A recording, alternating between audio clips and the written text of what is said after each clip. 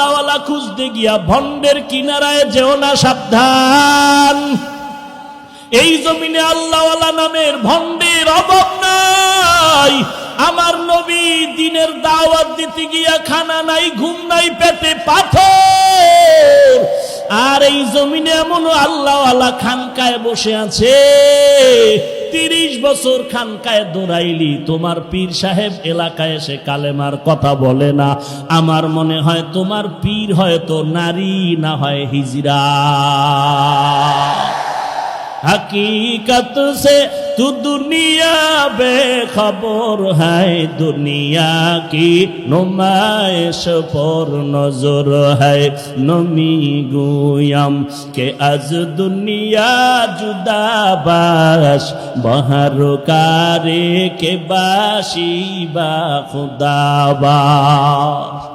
या अय्युहल्लज़ीना আমানুত্তাকুল্লাহ। দুটো আদেশের মধ্যে 1 নম্বরে আল্লাহকে ভয় করো।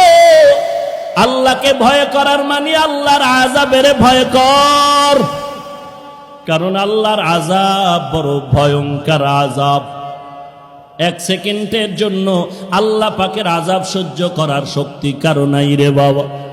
এ জমিন থেকে 9 কোটি 30 লক্ষ মাইল উপরে সূর্য, দিনের বেলা ছিল, রাতের বেলা না। এরপর এত গরম কেন রে বাবা? সূর্যের গরম, এত গরম ঘাম, ফ্যানের বাতাসেও ঠান্ডা হয় না।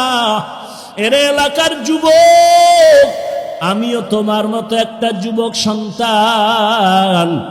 টুপি মাথায় দিলে মাথা গরম হয় বাবা, তুমি বুঝতেছো, আমি বুঝি না। ব্যাপারটা এমন না। দাড়িটা লম্বা করলে যৌবনের ভাব চলে যাবে, তুমি বুঝতেছো, আমি বুঝি না। ব্যাপারটা কিন্তু এমন না। লম্বা জামা পরলে শরীর আটকায় যাবে, তুমি বুঝতেছো, আমি বুঝি না। ব্যাপারটা এমন না। এত কিছু বুঝার পরও কেন টুপি ফালাই না, দাড়ি ফালাই না, নামাজ বাদ দেই না? একমাত্র কারণ আল্লাহর কোরআন পড়লাম, নবীর হাদিস পড়ে দেখলাম একটা কথাও মিথ্যা নাই। গুনাহগারের জন্য আল্লাহ জাহান্নাম বানায় রাখছেন, নেক আমলওয়ালার জন্য আল্লাহ জান্নাত বানায় রাখছেন। ওই জাহান্নাম কত বড় ভয়ঙ্কর, 1 সেকেন্ডের আযাব সহ্য করার শক্তি কারো নাই রে বাবা। ওই জাহান্নামের গরম সহ্য করতে পারবো না। এই জন্যই তো আল্লাহর মহাব্বতে টুপিও সারি না, নামাজ সারি না, বেপরদায় চলার চেষ্টা করি না। কারণ আল্লাহর নবী বলেন, ওরে দুনিয়ার মুমিন, ও দুনিয়ার বান্দা, 1 জাররা পরিমাণ গুনাহ নিয়ে যদি কবরে যাও, ওই কবরে 2 পার্শ্বের মাটির চাপ, ওই কবরের মাটির চাপে পাঁজরের হাড্ডি চুরমার হয়ে যাবে। একটা নয়, দুটো নয়, 90 থেকে 99টা সাপ। কবরের ভেতরে জাহান্নামের আগুন সহ্য করার শক্তি নাই রে ভাই। এরে যুবক, পায়ে হাত রেখে বলি, গুনাহ ছেড়ে দাও, আর গুনাহের কাছে যেও না, তওবা করো রে মালিক। আর গুনাহ করব না রে আল্লাহ, তুমি মাফ করে দাও। আয় আল্লাহ, তুমি আমাকে জাহান্নামের আগুন থেকে বাঁচায় দাও রে আল্লাহ। ও আল্লাহ, দুনিয়াতে সূর্যের গরম সহ্য করতে পারি না। কেউ যদি আমার হাতে একটা বেতের বাড়ি দেয়, বড় ব্যথা পাই, বড় কষ্ট পাই, সহ্য করতে পারি না। একটা বেতের বাড়িতে যদি এত ব্যথা, ওই কবরের মাটির চাপে কি ব্যথা সহ্য করার শক্তি নাই রে যুবক। আল্লাহর কাছে তওবা করো, জিন্দেগিতে আর নামাজ ছাড়বা না, গুনাহের পথে যাবা না, নবীর আদর্শ ছাড়া চলবা না, নবীর সুন্নতের আমল ছাড়বা না, আল্লাহ ওয়ালার সোহবত বাদ দিবা না রে বাবা। ওরে যুবক, তাকায়া দেখ, তোমার আমার মতো কত যুবক নামাজি দাড়িওয়ালার অভাব নাই, পাশে বসে আছে। ওরে বান্দা, তাকায়া দেখ, যুবকের চোখের কোঠায় পানি। এই যুবক কেন কাঁদতেছে জিজ্ঞাসা কর। ও মা হারায় নাই, বাবাও হারায় নাই, তারপরও কেন কাঁদে? ওই বান্দা আমার মাওলাকে হারাইয়া কাঁদতেছে। ওই বান্দা মা তালাশ করে না, বাবা তালাশ করে না, ও তালাশ করে আমার মালিক, আমার মাওলারে। ওরে বান্দা, ওই মাওলাকে বন্ধু বানায় নাও। আল্লাহর কাছে চোখের পানি ছেড়ে কান্না করো, তওবা করো। যদি চোখে পানি না আসে, কান্নাওয়ালার কাছে গিয়া হাতটা বাড়ায়া দোয়া চাও। ওরে কান্নাওয়ালা ভাই, তোমার কপাল কত ভালো, আমার কপাল পোড়া, চোখে পানি নাই, গুনাহের কারণে দিলটা শক্ত হয়ে গেল। ও আল্লাহ, কান্নাওয়ালা চক্ষু দাও, কান্নাওয়ালা চক্ষু দান করো আল্লাহ। কারণ দুনিয়ার ঘরে আগুন লাগলে পানি ছাড়া যেমন ঠান্ডা করা যায় না, ওরে গুনাহের কারণে যে জাহান্নামের আগুন, ওই জাহান্নামের আগুন চোখের পানি ছাড়া ঠান্ডা হবে না রে বাবা। চোখের পানি নিয়ে কবরে যাও, আল্লাহর দরবারে দিলটা খুলে ডাক দাও, রে মালিক, তুমি আমাদেরকে খালি ফিরাইয়া দিও না রে আল্লাহ। আয় আল্লাহ, তুমি তোমার নামের পাগল বানাইয়া দিও, তোমার আশিক হওয়ার তৌফিক দান করো আল্লাহ। দুনিয়ার পাগল হতে চাই না, জান্নাতের পাগল হতে চাই। ও আল্লাহ, তুমি মাফ করে দাও। আয় আল্লাহ, তুমি এই ময়দানের একটা বান্দাকেও খালি ফিরাইয়া দিও না রে আল্লাহ। সেই সকাল 11টা থেকে কত বান্দা হাজির, ও মাওলা, শুধু তোমার মুহাব্বত, খানা চায় না, টাকা চায় না, শুধু তোমার মোহাব্বতের আশায় বসে আছে রে আল্লাহ। কাউকে খালি ফিরাইয়া দিও না। মেহেরবানি করে সবাইকে জান্নাতের মেহমান বানায় দাও, আমিন। আলহামদুলিল্লাহি রাব্বিল আলামিন, ওয়াসসালাতু ওয়াসসালামু আলা সাইয়্যিদিল আমবিয়াই ওয়াল মুরসালিন ওয়া আলা আলিহি ওয়া আসহাবিহি আজমাইন। ইয়া আরহামার রাহিমিন, ইয়া আরহামার রাহিমিন, ইয়া আরহামার রাহিমিন, ইয়া আরহামার রাহিমিন।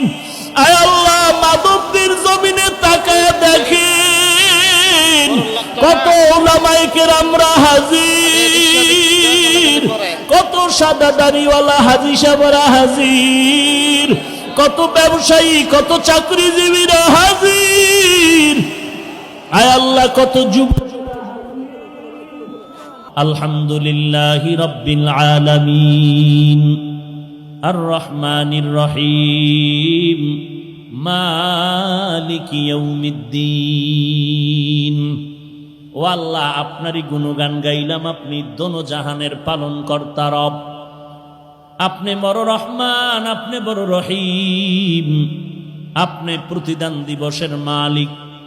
এত গুণগান গাওয়ার পর এরপরে বান্দা তুমি আমাকে বলো, ইয়্যাকা না'বুদু ওয়া ইয়্যাকা নাস্তাঈন। ও আল্লাহ, আমি আপনারই ইবাদত করি, কোনো ভগবানের ইবাদত করি না, খ্রিস্টদের ইবাদত করি না, গৌতম বুদ্ধের ইবাদত করি না, ওজায়েরের গোলামি করি না, পাথরের গোলামি করি না, বটগাছের পূজা করি না। ও আল্লাহ, আমি ইবাদত বা গোলামি করি একমাত্র তোমারই। সাহায্য তোমার কাছেই চাই, গ্রামীণ ব্যাংকে না, সুদের দরওয়াজায় না, তোমার কাছেই চাই। তবে এমন একটা সাহায্য চাই, আল্লাহ কয় এক কথায় বলবি, যেই কথার দ্বারা সব পেয়ে যাবি। বাদশার সাথে রাস্তার গরিবের সাক্ষাৎ, গরিব বলে আমাকে কিছু দিবেন। বাদশার মায়া লাগছে, কয় এমন চাওয়া চাবি, টাইম কম, এক কথায় চাবি, একবার, দ্বিতীয়বার না। গরিব বুদ্ধি করে কয়, যেহেতু আমার দুইবার চাওয়ার কায়দা নাই এবং বেশি কথাও বলা যাবে না, একবার এক কথা, তো বুদ্ধি করে বলে, আমার মনে চায় আমি মেজো বউয়ের হাতে স্বর্ণের প্লেটে বিরিয়ানি খাবো। এক কথায় বলে দিল যে আমার বউ একটা আছে, আর একটা দরকার, স্বর্ণের প্লেট পাইলে আমি 10 তলার মালিক হয়ে যাব, ধনী হয়ে যাব। বিরিয়ানি খাওয়ার মানে আমার আর নিম্ন শ্রেণীর খানা খেতে হবে না, ভিআইপি খানা খাবো। আল্লাহ বলেন এমন একটা শব্দ দিয়ে সাহায্য চাও যেই সাহায্যের মাধ্যমে তোমার সব দিক পরিপূর্ণ হয়ে যাবে, তার নাম হেদায়াত। ইহদিনাস সিরাতাল মুস্তাকিম। আয় আল্লাহ, আপনার কাছে হেদায়াত চাই জান্নাতে যাওয়ার। কেমন হেদায়াত আল্লাহ শিখায় দেন, সিরাতাল্লাযীনা আন'আমতা আলাইহিম। ও আল্লাহ, তাদের পথ যাদেরকে আপনি ওই পথের নেয়ামত দান করেছেন। তারা কারা? আল্লাহ তাআলা অন্য আয়াতে বলেন তারা 4 দল। 1 নম্বরে নবীগণ মা'আন নাবিয়্যিন ওয়াস সিদ্দীকিন ওয়াশ শুহাদাই ওয়াস সালিহিন। আল্লাহ নিজেই বলেন ওয়া হাসুনা উলাইকা রাফিকা। এই 4 দল বন্ধু তোমাদের যে কত সুন্দর বন্ধু, এদেরকে নিয়ে চলো। 2 দল শয়তান তোমাকে আর বিপদে ফেলতে পারবে না, এই 4 দল নিয়ে চললে। এর মধ্যে 1 নম্বরে নবীগণ, সিদ্দিকগণ, শহীদগণ, সর্বশেষ সালিহিন। আল্লাহ যাদেরকে বললেন সালিহিন, অন্য আয়াতে আল্লাহ বললেন এরা হলো সাদিকিন। ইয়া আইয়ুহাল্লাযীনা আমানুত্তাকুল্লাহ ওয়া কুনু মা'আস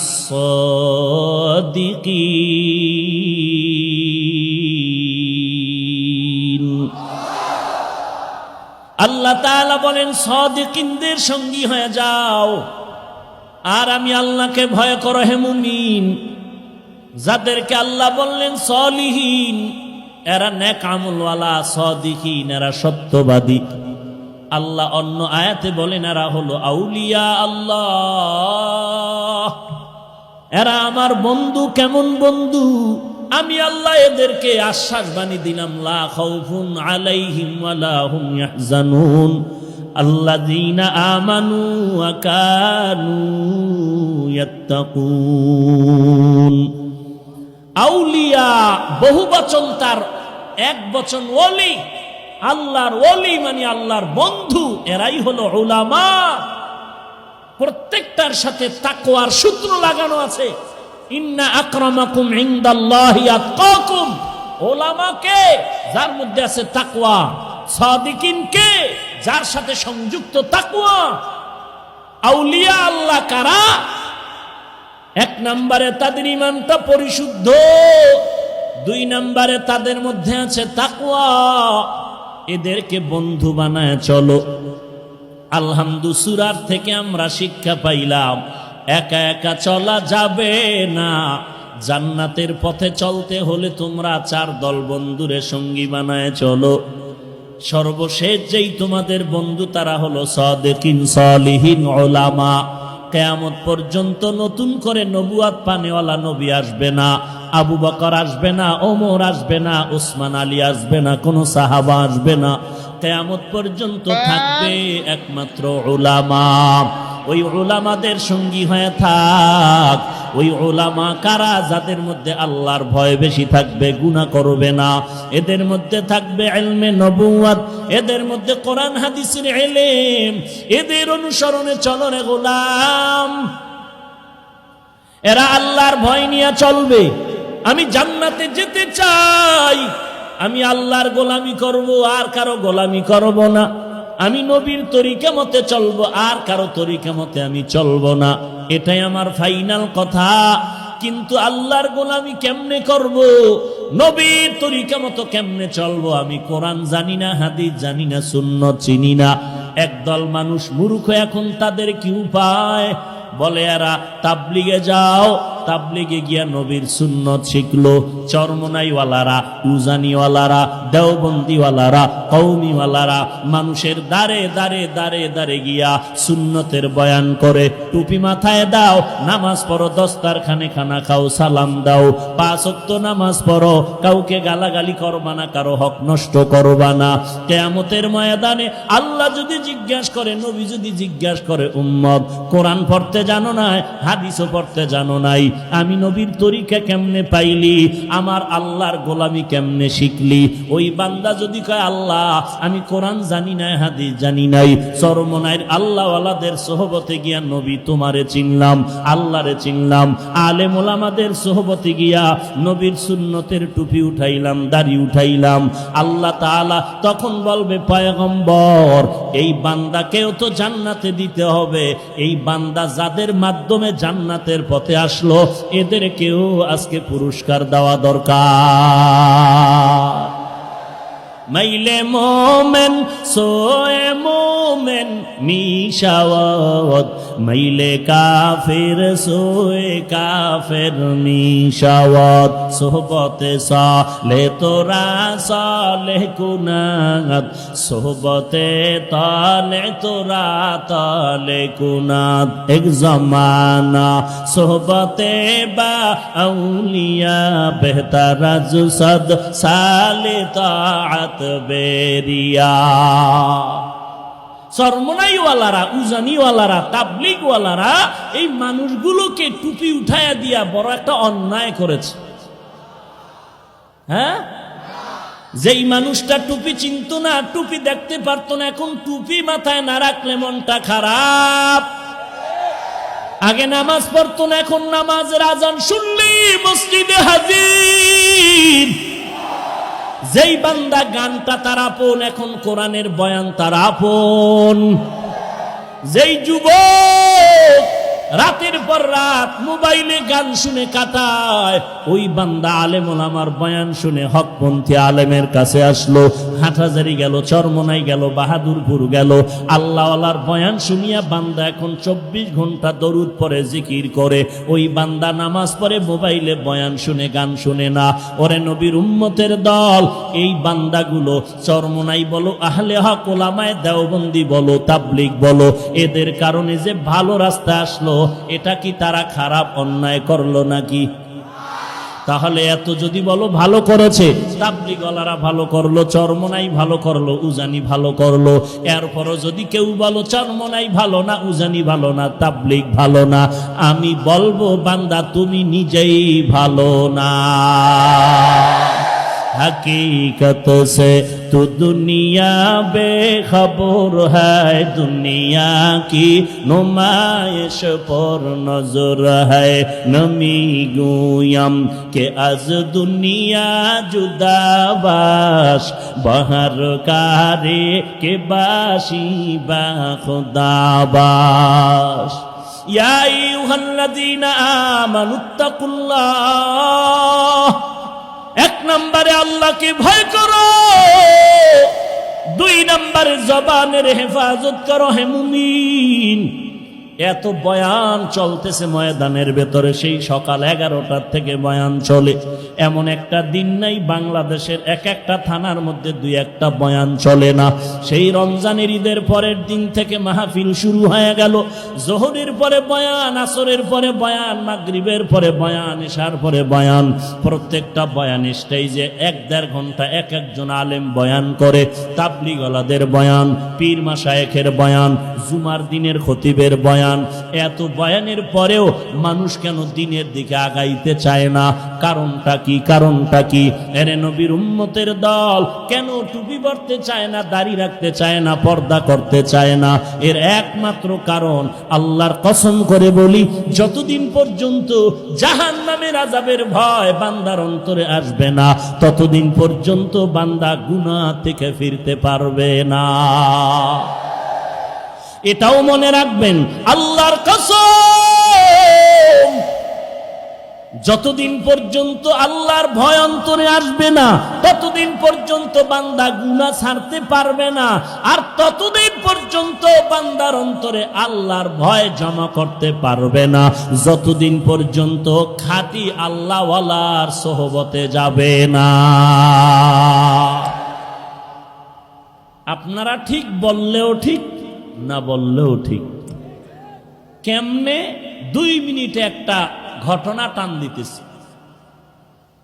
এত বড় আল্লামা, এত বড় ডাক্তার, এত বড় ডক্টর, সে কি ভুল করতে পারে? এই যে এক মাস্তানি ভাব, এই ভাবের পরিণাম ফল কত খারাপ। ইরাকের জমিনের ওলিয়ে কামেল শায়েখ আবু আব্দুল্লাহ আন্দলুসি রহমাতুল্লাহ আলাই, যিনি এত বড় একজন বুজুর্গ, শুধু দুনিয়ার লাইনে না, একদিকে যেমন কোরআনের হাফেজ, অপরদিকে তার হাদিসের সংখ্যা মুখস্থ 30,000। সুবহানাল্লাহ। না মুসলমানের আওয়াজ বাতিল ভণ্ডদের জন্য একটি আতঙ্ক।